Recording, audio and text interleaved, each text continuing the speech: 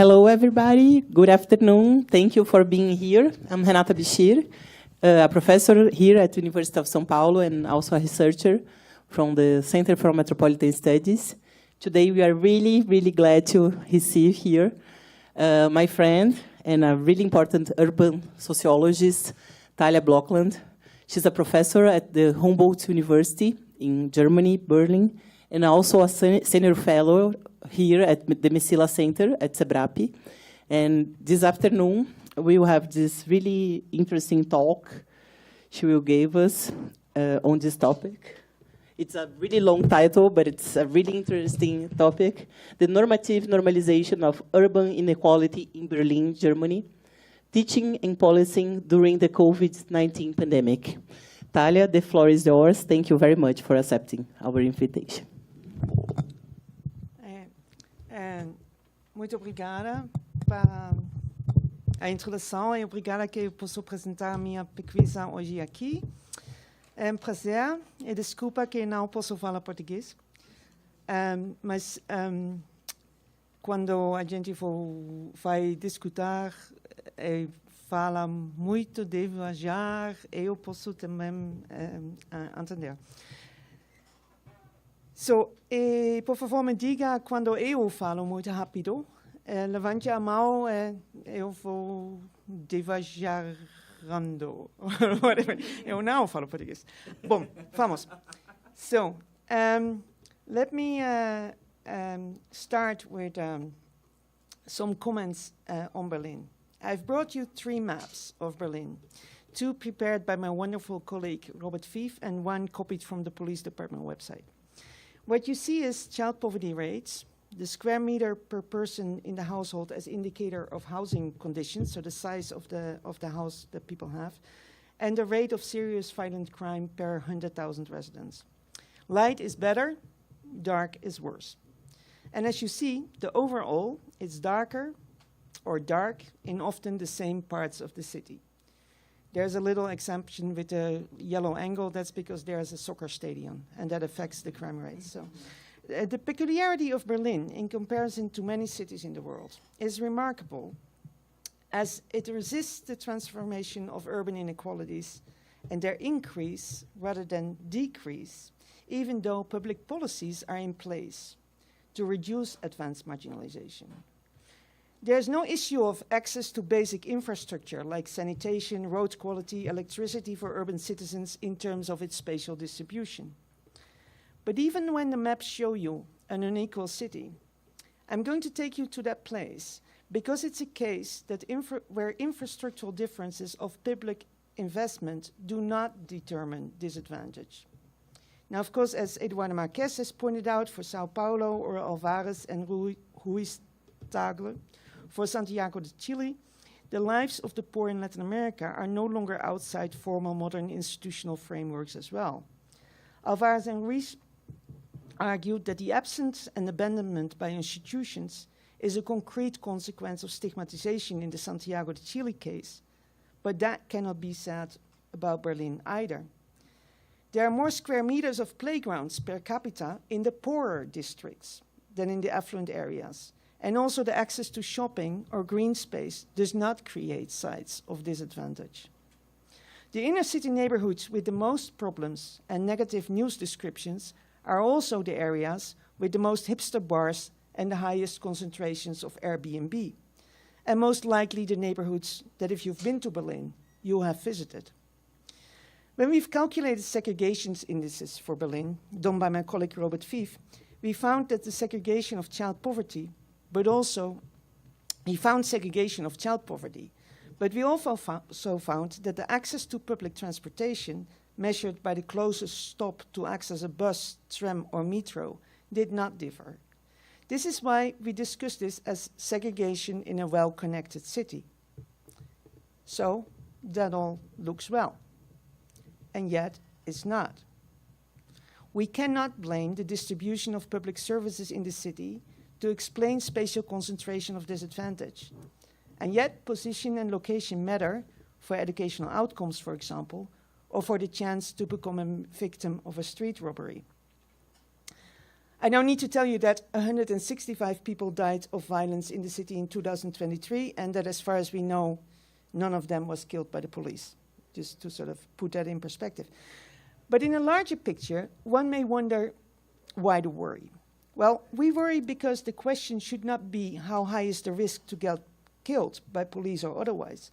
The question is how urban citizenship includes the principle of urban justice, that the city is a city for all.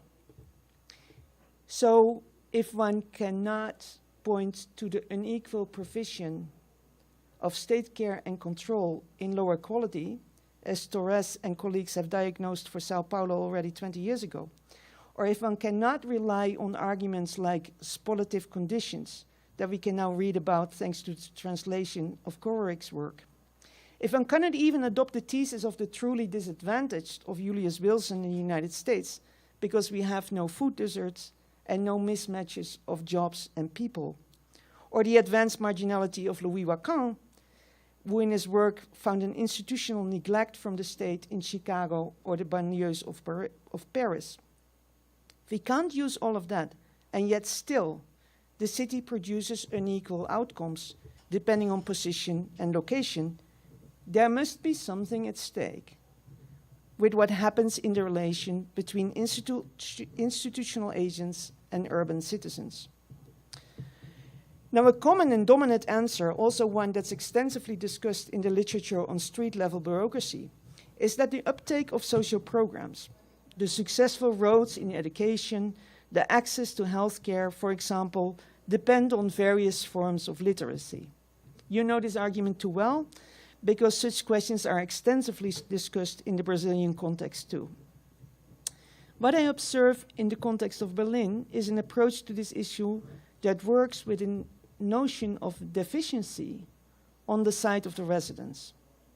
If only they would participate better. I suspect, however, that much more needs to be done in understanding the institutional agents working in relations with urban citizens, and this is what I will focus on in the rest of my talk. So here's my overall concern. What could we say about the workings of institutions, how they contribute to durable inequalities, and what is the spatial dimension of such workings? In a city where urban fragmentation and residential segregation indices do not provide substantial frames of explanation. And on the surface, we see a well-infrastructured city with a state that cares and controls. I would like to suggest an explanation to the Berlin context with the following core ideas. My core argument is that both the police force and the public school system, the two cases that I'm going to look at, have an institutional logic in which a sense of normal is produced that conflates what is situational normal in some areas of the city with a normative normality. To make this clearer, let me briefly mention some of the theoretical ideas that inform this thinking. First, it is important to see that normality is always fluid and transforming as a relational construct, that it depends on time and place, and that it requires some form of habituation or habits, things that we do in routine because we have repeated them so often.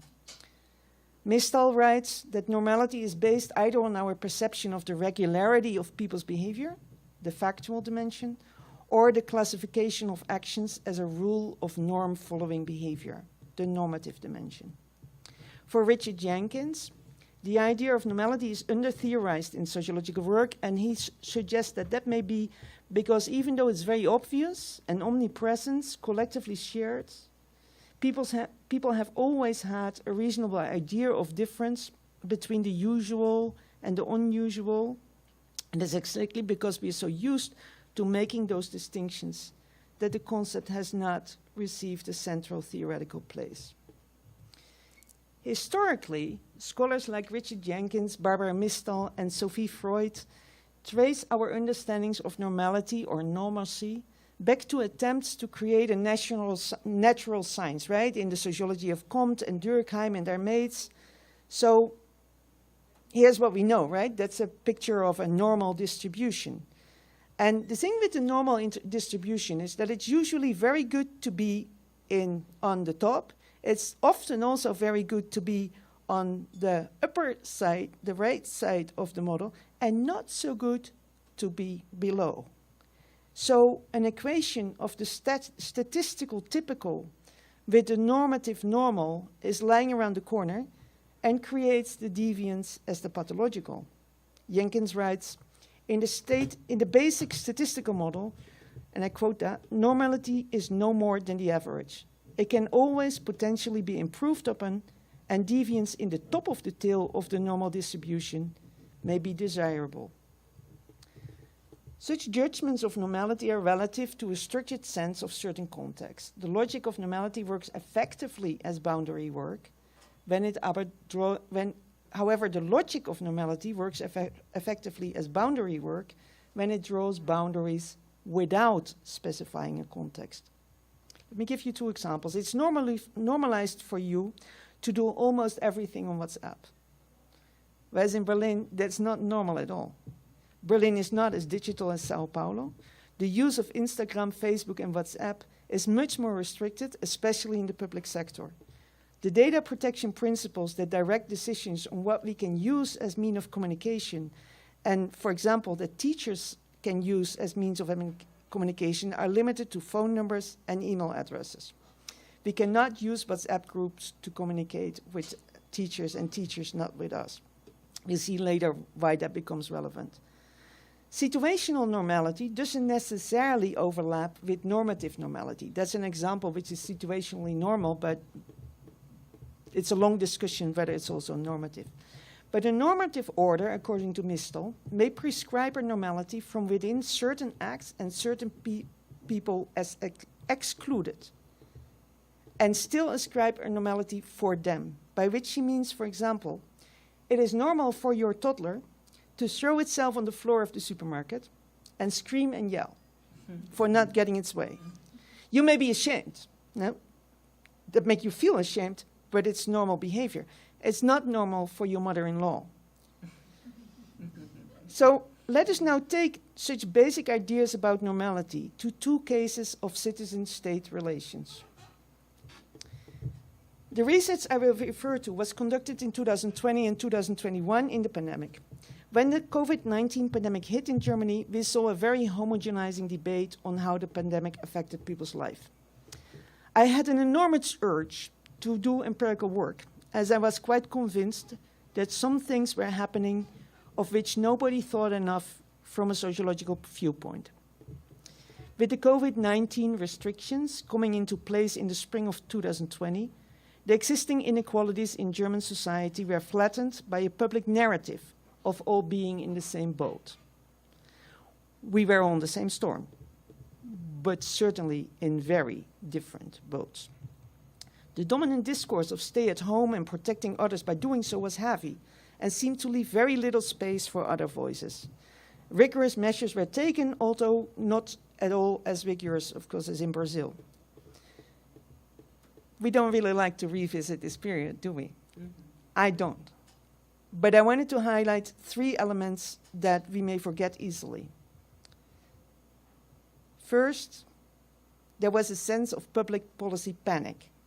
With Italy slightly ahead of Germany in the development of the pandemic, the images that we got on television of death, hospital patients having no beds, and other images that the German collective consciousness would never connect to their own society, brought an immediacy of having to act immediately, heavily.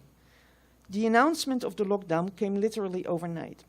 We spoke to social workers who recalled getting a call from their boss to close in a matter of hours, and schools heard on Friday afternoon that they were going to be closed on Monday. And there was no plan. This gives you a very simplified idea of the decrees that were brought to the level of the public, to the people that interest us today. So what happened was a decision that the Constitution allowed that in the sense of a health crisis, decisions that were being made on policy did not have to go through Parliament. So in Berlin, you have the mayor that is elected by the state parliament and 10 senators that are appointed by the mayor that then were ruling the city.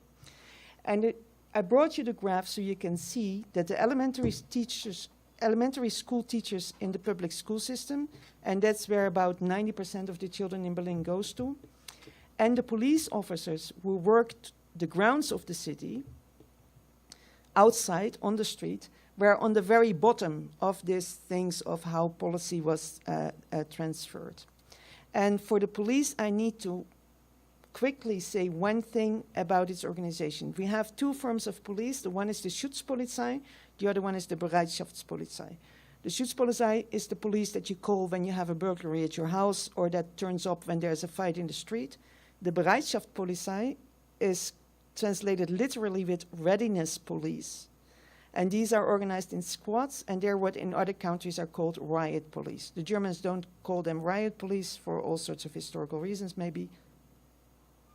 It's a bit different. My point here is just that these two different frames of policing is important because some of the empirical material comes from one and the rest comes from the other.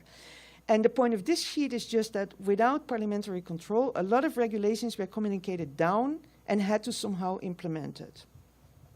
So, second point, the state interventions on both hands of the state, caring and controlling, were highly incremental and changed at a tremendous speed. You don't have to read this, but this is part of a list, a long list, of all the decrees that were put into place by the local state government of Berlin. The first decree that was decided, and up to the one in November, there was 19 revisions between June and November of that, only that one law. So this is a list that shows you that the usual workings of policy dissemination into the practices of street-level workers, like police officers or teachers, was taking a totally different speed, because usually it goes very slow. Both the Berlin police force and the public school system can be described as bureaucratic organizations with a lot of inertia. But the use of decrees as a policy and regulating tool in times of crisis, as was possible within the Constitution, policy changes came very fast, implemented in a constantly dynamic, rapidly changing context with an enormous degree of uncertainty. And as Mary Douglas writes, certainty is not an emotion, a mood, or a feeling of a person. It's an institution. Certainty is only possible because, she writes, doubt is blocked institutionally. So let us now look at the empirical work. In the next few minutes, I will present you some fragments of our analysis of qualitative interviews, focus groups and observations with Berlin police officers that show categorizations of normal citizens. How did officers construct categories and what did they see as normal? Now, of course, there's a growing literature on racism in police culture that theorizes racial profiling, racist police practices, and other forms of state violence. To this valuable work, our work adds that the understanding of institutional racism may benefit also from a perspective that focuses less on that part of police culture towards marginalized subjects, but more on the policing of dominant social groups, such as the white middle classes in Berlin. Second, I traced challenges of teachers in elementary schools in so-called deprived areas and middle-class areas in the city that were organizing education in what was a digital desert, the Berlin public education system. Schools are good sites to study whether challenges caused by the pandemic were met as organizational problems through categorical distinctions. So Leonie Krugener conducted the narrative interviews during and directly after the peak of the pandemic in 2020, and the police work was supported by various students from a seminar. Our analysis shows that the construction of normal citizens among police officers came up when we asked them to share experiences of how they policed the COVID-19 restrictions. Now, the use of the Constitution to announce these decrees was one of the reasons among many why it came to many demonstrations against the COVID-19 restrictions. These restrictions constituted a situationally not normal everyday working context for police officers. in which they were expected to effectively enforce new things every day. So they would tell us in the interviews about how every day there was a new email, there was a new message about new things that they had to police and other things that they had no longer to police. So one day, two people could not walk together in the street, the other way they could. One day you couldn't go to the playgrounds because they were closed, and then you could. This situation was flanked by the murder of George Floyd and the eviction of a left-wing housing project doing our fieldwork. And we have written about this, but I'm leaving this aside for now. The police practices on which the officers reflected in the 4 district offices and in the riot police squad that we investigated quite consistently consolidated the notion of normal. And these 2 fragments give you examples of that. We learned that these interactions, these are 2 quotes of police officers that talk about the demonstrations, where they say, well, they were partly people who came from the normal middle-class clientele. These were people, so they were taken by a bit of a surprise that they had to start policing people that they wouldn't necessarily have thought of as their public before the COVID. The COVID-19 protesters refused to keep distance and wear masks, resulting in active police actions to middle-class, predominantly white citizens. And you can see their surprise in these 2 quotes. The second part where the policing of normal people came up in the interviews was when normal people were doing normal things. There was a bit of a talk in the interviews about residents calling the police to denunciate their neighbors. Sometimes it was because there were tensions between youth in an area and people living in high-rise buildings and calling the police to tell these youth to not be there because you weren't allowed to gather in groups outside. So the long-term irritation about youth in their neighborhood, now finally they had a tool to call the cops. But it was also an example where one police officer talked about a neighborhood that is similar to the one in the picture, where someone had her daughter or son visiting from München, and München has a different license plate as Berlin. So she called the cops because you weren't supposed to have visitors at your house from another place. So she called the cops on her neighbors because she was having her daughter to come visit. So it is that this police officer refers to when he says he found it difficult to drive certain operations, where driving is, driving the car and taking the calls. The notion of normal appeared to reinforce the status quo of existing marginalizations, as I hope you can follow from these quotes. It hooked everyday constructions of normality from broader societal power structures into the local everyday policing categories that were embedded in the historic specificity, of course, of policing in Berlin. The categorization of normal citizens assumed whiteness, a middle-class family life, and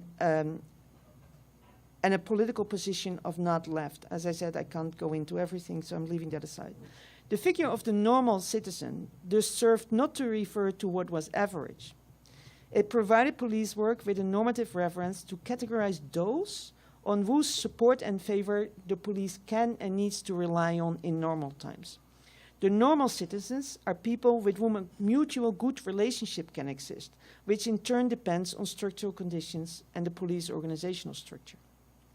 The categorization of normal citizens plays into relationships between police and citizens and then becomes a mechanism that produces potentially unequal policing, as you can see in these examples. And then, we don't need to communicate with the implication of having to communicate with the normal people as not like an axe in the woods sort of suggests that this is a concern that one wouldn't have to have if one wasn't going to police the normal people. So our understanding of stigmatization of marginalized subjects through policing that is already out there in the literature can be strengthened by a focus on how normality rather than deviance is constructed. Police officers may speak the truth when they note that they suddenly had to police people who otherwise would never have received their attention. And they may be authentically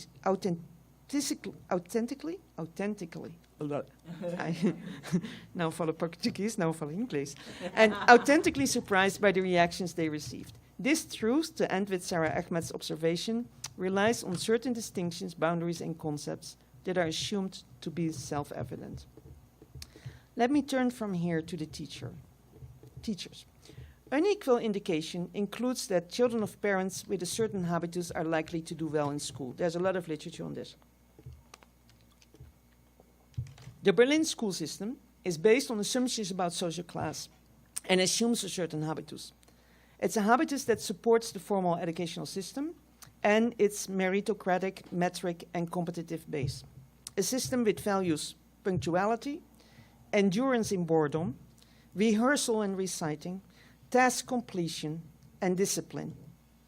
And all that following over independence. Homework, for example, is justified in lower grades with learning discipline, routine task completion, and responsibility towards hierarchically defined duty. There's quite some work on social class and education, for example, by Laureau, but often it shows that the right habitus of the parents will bring the children far. So we decided to focus on teachers and how they move between state agent narratives, society's normative expectations of normality, and the street-level situational normality. Inequalities may be reproduced because when organizational problems must be resolved, categories can be made and reinforced, an argument from Charles Tilly. For the teachers we interviewed, the emulation, also a concept of Charles Tilly, the taking over of normalizing categorizations from other contexts in their own context, contributed to the urban inequality impasse. But first, especially those in deprived areas, teachers in deprived areas, noted that the decrees that were sent to them had no relation to the lived reality, as these quotes show. Now, they had no idea under which conditions. Especially the situation with the tablets was interesting, because there were tablets given to schools that then had to be distributed to the teacher, and there were many examples in which that didn't work at all. I can tell you more details about that in the Q&A. Overall, teachers relied on mothers and an ideology of intensive mothering that include the transmission of those educational values that I just mentioned, routinized tasks, exercising control over the completion of these tasks in families. Now, in families where before COVID-19 parents didn't have to worry about existential needs, the homework and school attendance of children had been better before COVID-19 and continued to work well. The pressure teachers of such classrooms sometimes felt from parents was also big. So parents demanded more from the teachers than teachers were able to deliver during the pandemic. A strong belief in the necessity to stick to the daily time regime of school days was outstanding. All over the interviews we see that, or in many of the interviews we see that that was visible, that teachers tried to stick to the same daily regimes. In some families, it wasn't possible to speak to the children on the phone. So teachers would try to talk to the children on the phone and then had the message from the parents that the children were asleep. And one teacher described that she and her colleagues talked to the parents to make sure that next time the child would be awake in the morning and in a condition to speak to us. The teachers, independent of which school they worked at or what social class their students came from, all had an overall expectation that mothers would step in to do the best to take over the schooling at home. One teacher uploaded the week plans on Friday so that, and I quote, everybody could stick to it, and for the parents it was good too, because they could prepare all the things during the weekend, like print it off, and so I see that some people are recognizing what I say here. Parents, understood as mothers, who invested a lot of time and material resources, received strong recognition. So we have teachers that say, like, they bought like little furniture for the kids and stuff like that. In the context of the middle class school, where whether parents had unequal access to such resources was not a theme at all. So a teacher praised the absence of normality for the time. It freed up parents for children who had a good time, and it was gifted time. So the lockdown was talked about as gifted time, qualifying herself as a teacher. When she said that, however, by adding to that, so she talks about how it's a good time and it's a gifted time to spend time with your children. That's it. When everything is intact and everything is good, it was a great gift of time. So you see there's a normative construction there of what when good time is good time in what kind of families. Her qualification made clear that an intact family of two parents was the normative, and heterosexual parents, of course, was the normative normality over other forms of family life that were equally not good. She also praised the remarkable projects, canoe trips, walks in nature, excursions to a second home in the country, which gave children quality time and maintained that with the individual attention of mom. As the new language teacher at home, some students had learned faster than they would have done in school. Another teacher more directly made parents responsible for the children's performance, differentiating between cooperative and non-cooperative ones. She noted that some parents did not pick up the phone and an email can be easily pushed away when homework was not delivered. What am I supposed to do? I cannot go there simply. That's impossible.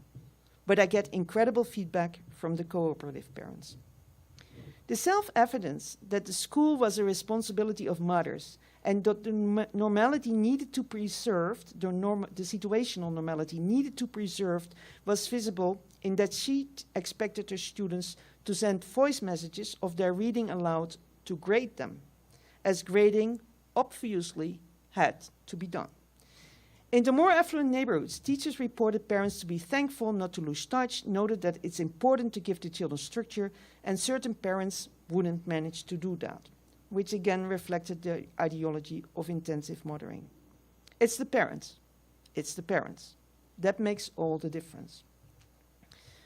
Teachers in school in the least affluent neighborhoods, however, didn't have the same expectations of parents, although they did assume that the parents made all the difference, if they had the capabilities to do so.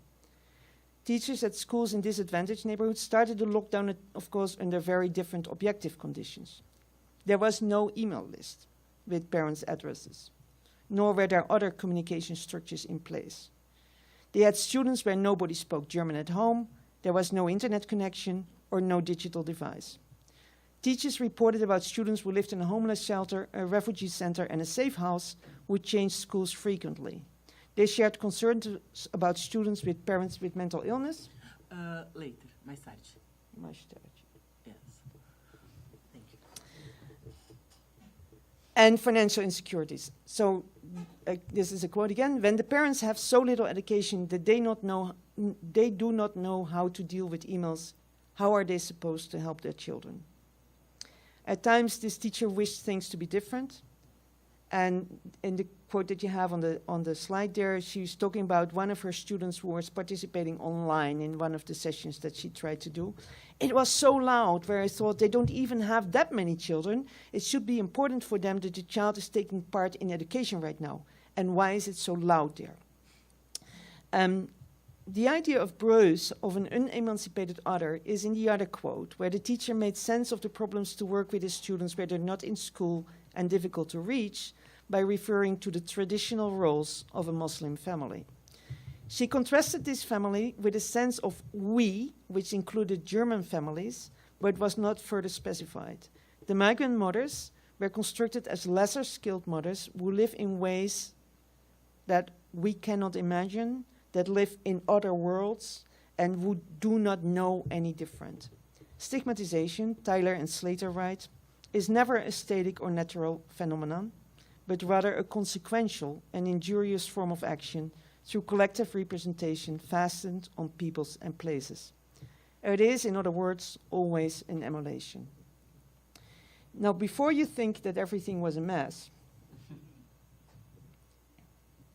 let me pay a brief tribute to the heroines in the discriminationary space that we also found, but also because what Maury has said, the risk of putting too much focus on the institutional logic is that any agency tends to disappear. So here's two quotes of teachers that did things that they were not allowed to do. Like I said to you in the beginning, using WhatsApp is not something that is situational normal, but it's actually forbidden for elementary school teachers, or was during the pandemic. So she couldn't enter the WhatsApp group that the parents had, and then eventually decided to do it anyway. And another one made YouTube videos for her class to participate or to watch, and that was also problematic because of the data protection regulations. And she then just continued producing them, and not producing them as a job, but producing them as a private person, and parents just happened to learn about these videos. So that is to sort of balance the idea that teachers were not trying to do things in a productive or sincere way. And it also brings me then to my summary. We've seen glimpses of our empirical material that shows that, first, the COVID-19 restrictions constituted a very not normal everyday working context, which is obvious. Police officers defined new subjects in the pandemic, often as normal persons, which had to be treated differently than subjects of policing placed outside of the category of normality, at the intersection of class, race, and political positions, their usual suspects, so to say. Officers hooked larger everyday constructions of normality into local everyday policing strategies and collated situational and normative normalcy. And it's important that we did group interviews, because it's in the group interviews that they do this, which is an indication that it isn't just like in some of the street level bureaucracy literature, a measure of how does the individual differentiate between the deserving and the deserving and the undeserving, but it was actually a construction of normality that they shared. Teachers used normality to explain the failure of education for certain families through the absence of an intensive parenting ideology in these families as the core problem. Their certainty that routine work had to be done as normal created a possible mismatch with the situation of many of the children. So our teachers and police officers provide a case of a common practice of often non-reflexive acts of categorization. We all perceive categories at some point as given. They naturalize our social orders, and our acting upon categories reproduces them. This is what Prédio refers to, as you know, as the doxa.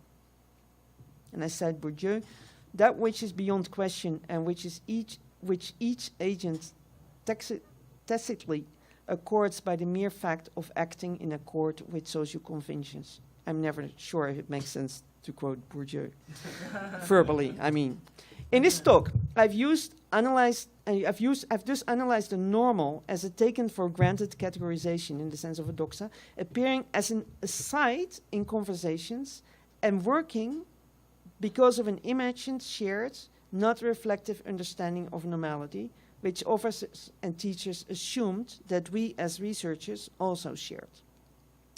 Now, this may not at all be surprising. In its development from the Middle Ages onwards, policing has meant maintaining the public order to safeguard the interests taken from the moral concepts of the middle classes, as people like Lautmann, Loik, and Humboldt have argued.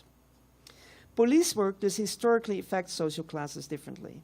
And I'm also not by far the first to refer to this as dominant whiteness. Weiss notes that being viewed and treated as a normal subject is revealed as an inherited privilege that white bodies enjoy and that non-white bodies do not.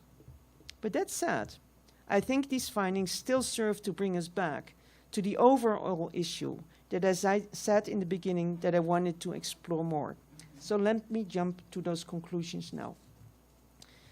The cultural practices of the workings of institution contribute, I hope the material can convince you of that, to the durability of urban inequalities in a city where urban fragmentation and residential segregation do not provide substantial frames of explanation, and where on the surface we see a relatively strong caring and controlling state in all urban regions. The construction of urban citizenship boundaries along lines of what is a normal citizen contribute to an urban impulse of durable inequality. In short, from an infrastructural right to the city, it's still a very long way to go to the right to the city. as urban citizenship claims are confronted with an urban impasse that requires institutional willingness to reflect on the ways that things are always done. Thank you.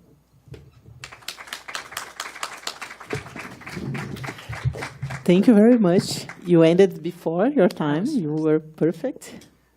And wow, thank you for a really interesting talk. I have some comments, but as usual, I will first open to the audience to see, or if they are warming up, I would like to raise some questions and issues. Yeah. Well, first of all, I would like to hear more from you about the methods. At the end, you were talking about group interviews, and it would be interesting to know more how you approach the field. Did you carry out the research after the pandemics, during the pandemics? How did you negotiate your entering door in those fields? And for me, it's really interesting the way you pose the questions, how to measure and discuss categorization and unequal outcomes, even in a place that is seen like very not unequal. So this is really interesting. And how we can combine the institutional logics and the agents. This is really interesting, because this is an interesting way of connecting the urban studies with the implementation studies somehow. So could you please elaborate more on the methods and how you are connecting these literatures? And am I talking too fast? Sorry. No. And the second big question for you is how we can frame the COVID-19 as a focus event, right? We are talking about a crisis that was unexpected. Nobody was thinking about this, and there is a literature on this, how we can think about this type of crisis as a way of changing agendas or not. So how we can think about continuities and discontinuities, how we can classify your findings. Are they new patterns of behavior? How they change the previous behaviors? You know, how could we draw a type of comparisons? You know, because sometimes I feel like you are telling us a story of replacement of. You are talking about new types of interaction between citizens and public actors, but you know, how we can think about how the COVID-19 changed or not this interaction between the situational normality and the normative one. Because the normative one, as you mentioned, is a doxa. It's a sticked issue, right? And for sure, you had a lot of decrees, and I loved your sheet on all the decrees. But, you know, what is the leverage for changing? What is really sticky, and how we can we think about long-term effects? Now you are facing new types of normality construction, or we are for sure we cannot foresee the future, but you know how these different layers of normality are being integrated or not now, you know. If we are interested in patterns and long-term patterns. Sorry for being a little bit messy, but you gave me a lot of food for thought. And now we have questions from the audience. It's always like this. People are shy and then they talk. Edu, I think you have to use the mic because of the, sorry, I know you don't like it. Thanks a lot for... Much better. Then I won't have my back hurt. Thanks a lot, Talja. This was really inspiring. I have a lot of maybe too many questions because they are kind of disorganized. But I was thinking about the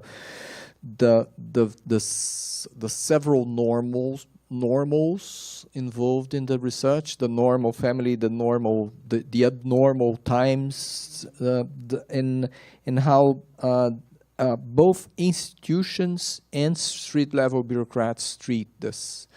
I didn't. You presented a lot about the how teachers reacted and educational workers reacted, but what about the institutions? How the institutions, not associated directly with the persons, but the educational institutions reacted? And what about the differences between the layers of bureaucrats? Because we know that street level bureaucrats are really important, but the managers of street level bureaucrats are really important also, because they are the ones that control a little bit the discretionarity of the street. And another, so this is a question. And the other one is the difference between the police and the educational workers, because not only because they do completely different things. Controlling is very different from educating, although educating is also controlling in a sense. But, for example, it's impossible to police people online. So the activity of policing, even during the pandemic, involved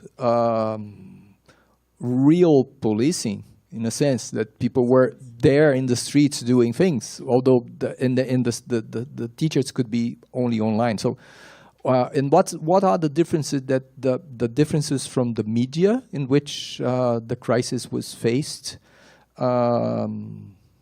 posed to these two communities? Thank you. Okay, we have another one. Is it okay for you? Would you like to collect one more, or would you like to reply first? What do you feel like doing? The more I have, the more chance that something gets lost. So, is it okay for you to wait so you can reply to this, and then we will have a second round? Okay. But you have to watch my time. No, it's okay. Because yeah, but you have to watch my time, because my replies can get very long. On the methods, so it was a pragmatic project. I always wanted to do something on street level bureaucrats, and it was a very long desire. And I had to teach a research class during the pandemic, so I was looking for things that the students could actually do, and the police worked because they worked, so we could go. Not all the students wanted that. There's other students who didn't want, because of the pandemic reasons, of course, who were not. And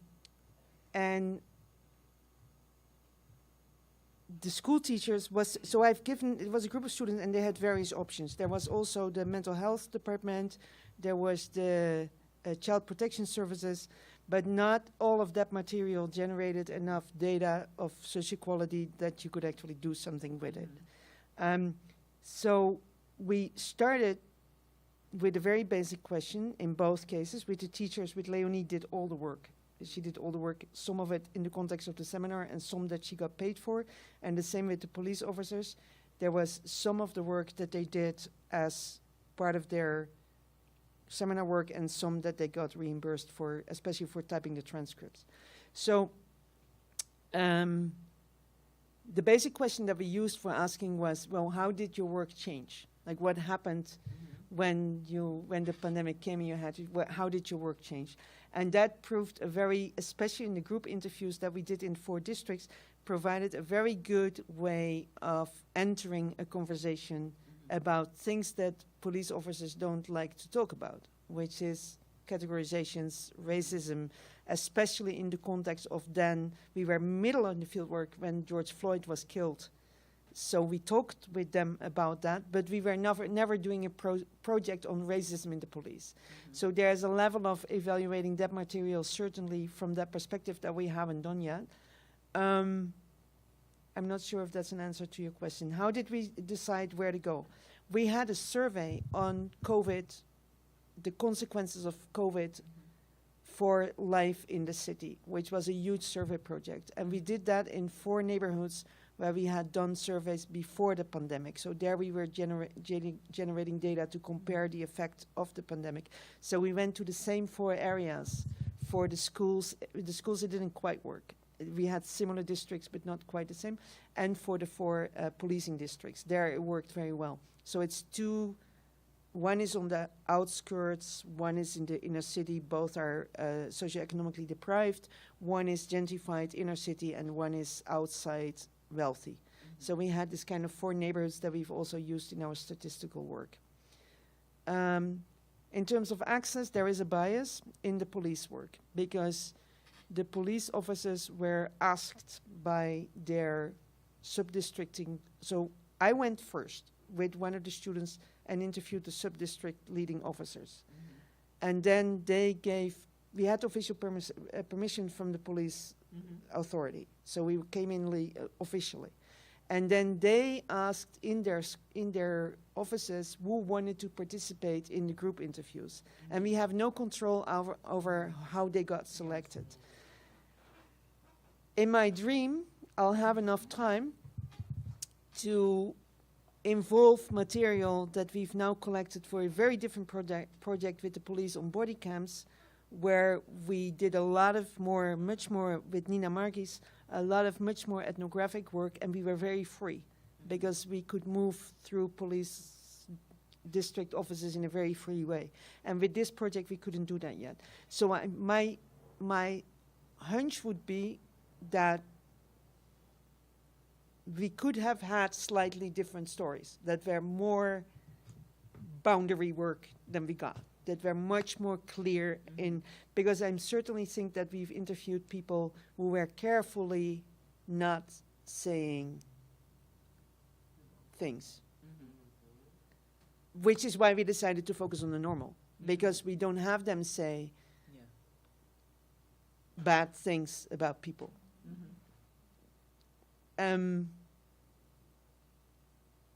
At the same time, I also think we got to be careful to assume that they would have done that if we had talked to them in a different way. And the interviews with the 3 LPD officers, that's the Landespolizei, I forgot what's an abbreviation of. It's the management level, and that goes back to your question, is there a difference? There's a very clear difference between how the managers talked about the pandemic and the policing practices, and how the people that were on the ground outdoors and did that. I've kind of mixed it up in the presentation, so it's a good suggestion to maybe think about that again and see if there was a good way to do it. How can we frame COVID-19?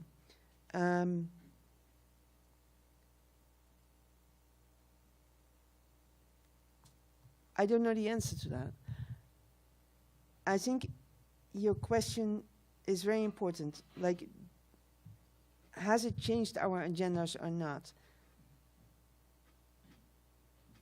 I think it'd be really difficult to isolate the pandemic effect here, because we've had other changes in the German society that I think were going on at the same time. And I wouldn't be able to say what is the pandemic effect, but I could imagine that some of the protests and the way in which the state and the dominant media have framed this protest. There was a word that was used in Germany, which was COVID idiots. COVID idioten. And that was a word that was sometimes used to classify people who went on the street to protest against those restrictions, which were not at all comparable to the ones in Brazil. So most of the time, we have not been able to go out. We could always in some form go out, which is also an answer to why were the people outside, and it was always that possibility. But I think something qualitatively and quantitatively has changed in the discussion since big categories of people who went to demonstrate were called idiots by others. And I don't think that that was very productive. So I think there is a change in the situation that is also normative. But it remains an empirical question, what the level of that change is.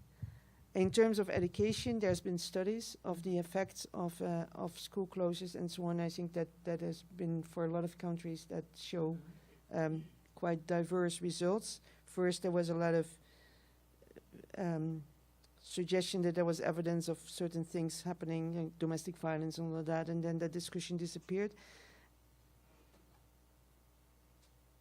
Is that an answer to your question? Yes.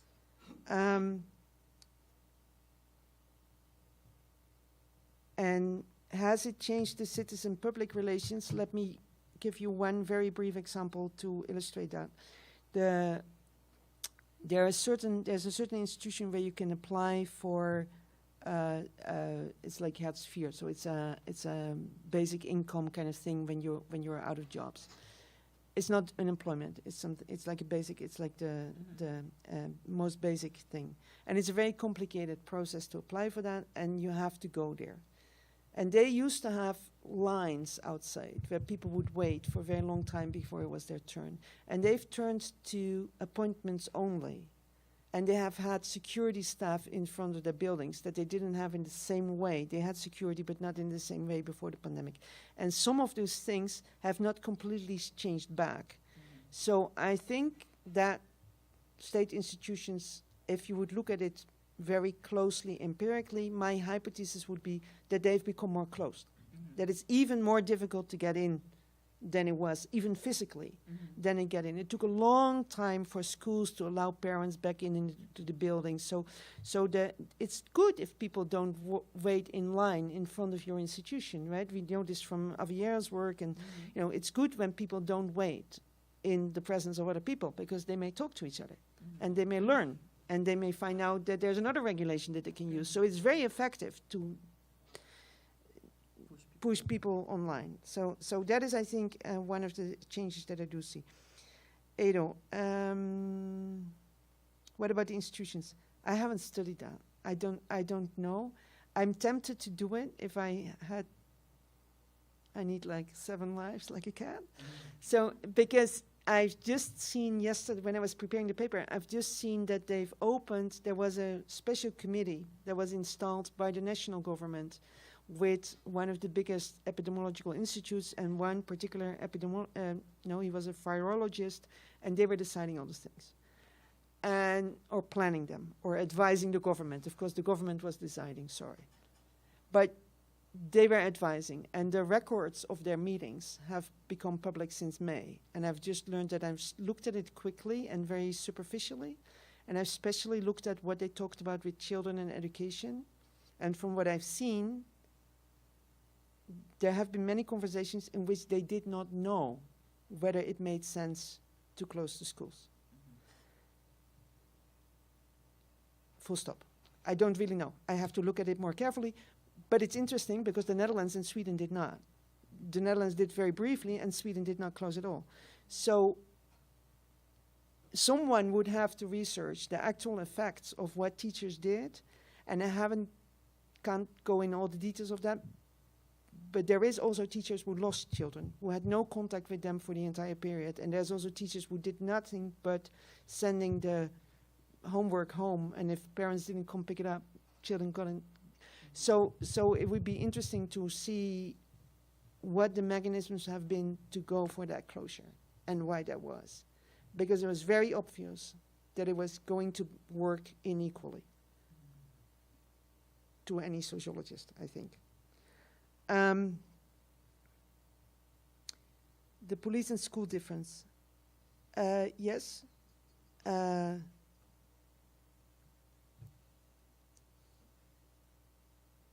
I thought it was interesting to put them in one presentation because of this idea that it's two things.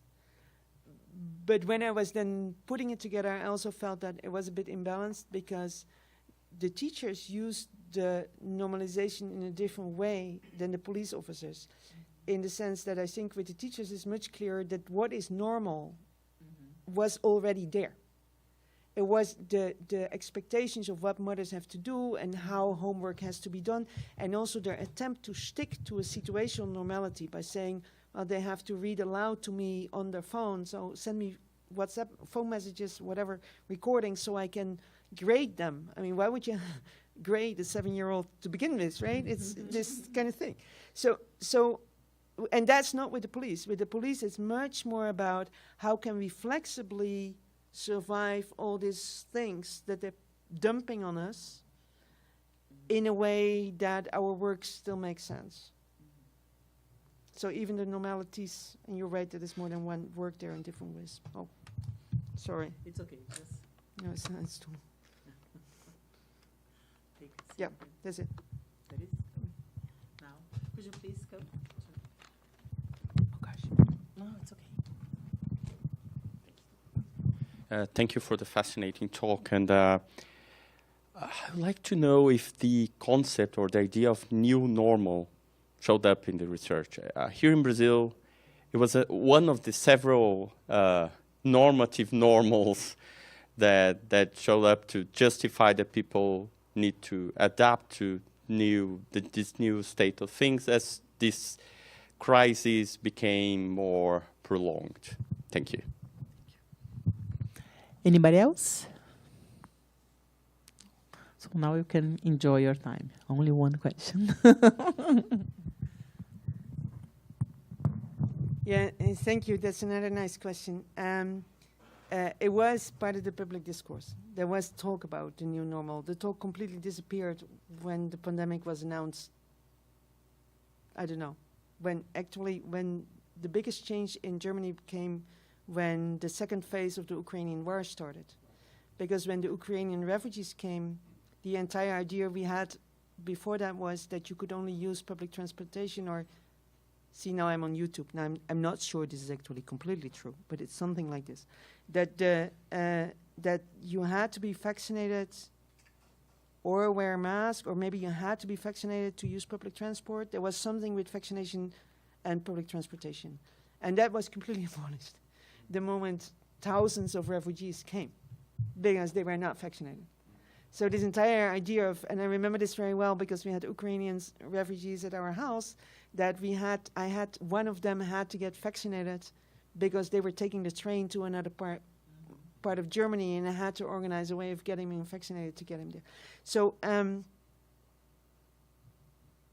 it was over suddenly in that sense. And I think then the new normal became another new normal, which was the normal in which the city had to come to terms with the situation of the second phase of the Ukrainian war, or the Russian war in Ukraine.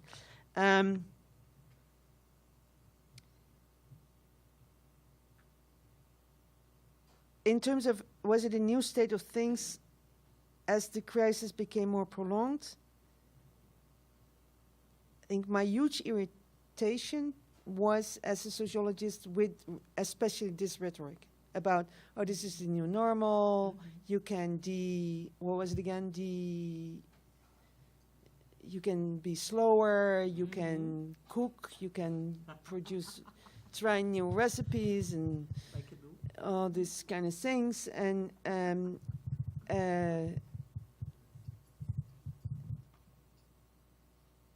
that was true for some people. The debate was homogenizing, as if that was the case for everybody. And sometimes news, that was also what you were asking Edu about the media, sometimes news agents would go to a family and show that there is a problem because she's a nurse and she has to go to work and she has no daycare. So there was some of that awareness, and the local state also made adjustments in terms of there was the schools reopened for children of essential workers.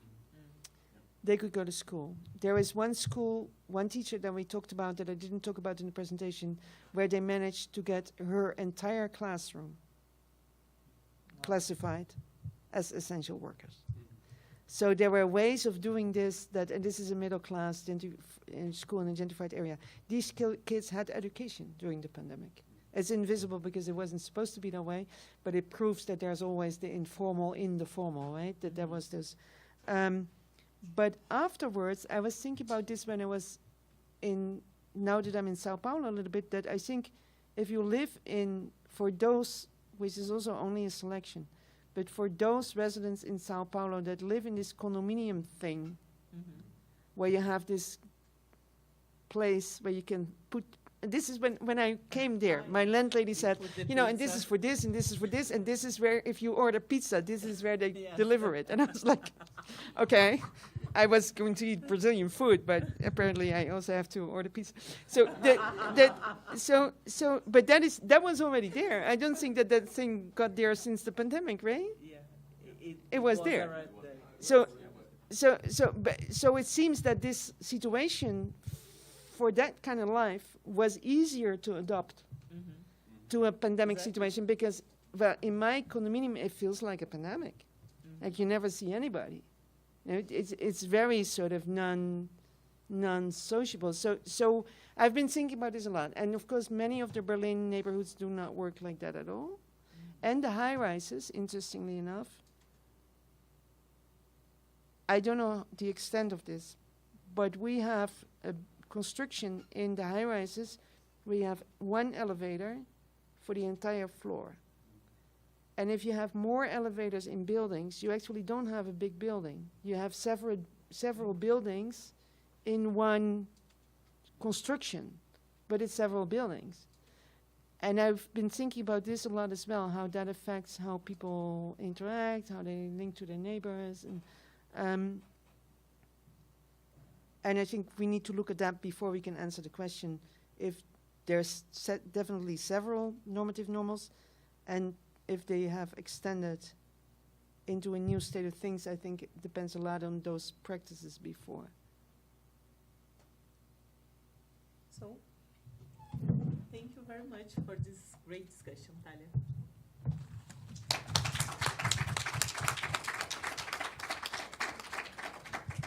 It was really nice. Good. Thank you. Jana, yeah, you can. It feels like you went fast. Yes, 1 hour and 20 minutes. That's good. Yeah, it was nice.